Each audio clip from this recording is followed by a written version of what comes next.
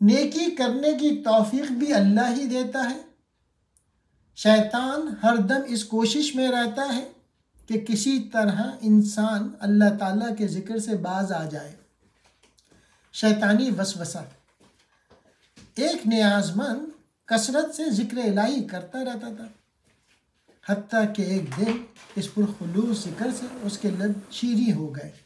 شیطان نے اسے وسوسے میں مبتلا کر دیا۔ بے فائدہ ذکر کی کثرت کر رہا ہے، تو اللہ اللہ کرتا رہتا ہے، جبکہ اللہ کی طرف سے لبیک کی آواز ایک بار بھی نہیں آئی اور نہ ہی اللہ کی طرف سے کوئی جواب ملتا ہے۔ پھر یک طرفہ محبت کی پینگ بڑھانے سے کیا فائدہ؟ یہ اس بات کی دلیل ہے کہ تیرا ذکر الہی اللہ کے ہاں مقبول نہیں۔ شیطان کی ان پرفریب باتوں سے صوفی نے ذکر کرنا چھوڑ دیا۔ شکستہ دل اور افسردہ ہو کے سو گیا۔ آنکھ سو گئی اور قسمت جاگ گئی۔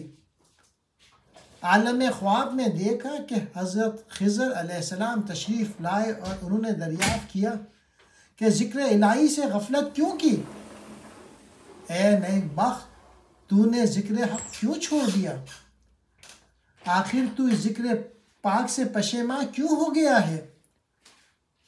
اس نے کہا، بارگاہ الہی سے مجھے کوئی جواب ہی نہیں ملتا۔ اس سے دل میں خیال آیا کہ میرا ذکر قبول ہی نہیں ہو رہا۔ حضرت خضر علیہ السلام نے فرمایا، تمہارے لیے اللہ عز و جلال نے پیغام بھیجا ہے کہ تمہارا اللہ تعالیٰ کے ذکر میں مشغول ہونا اور دوسرا تمہارا پہلی دفعہ اللہ کہنا قبول ہوتا ہے، تب دوسری بار تجھے اللہ کہنے کی توفیق ملتی ہے، اور تمہارے دل میں یہ جو سوز و گداز ہے اور میری چاہت، محبت اور تڑپ ہے، یہی تمہارے ذکر کی قبولیت کی نشانی ہے۔ اے بندے،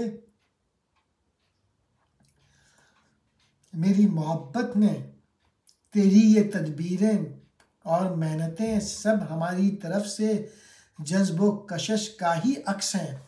اے بندے، تیرا خوف اور میری ذات سے تیرا عشق میرا ہی انعام ہے، اور میری ہی مہربانی اور محبت کی کشش ہے کہ تیری ہر بار یا اللہ کی پکار میں میرا لبیک شامل ہوتا ہے۔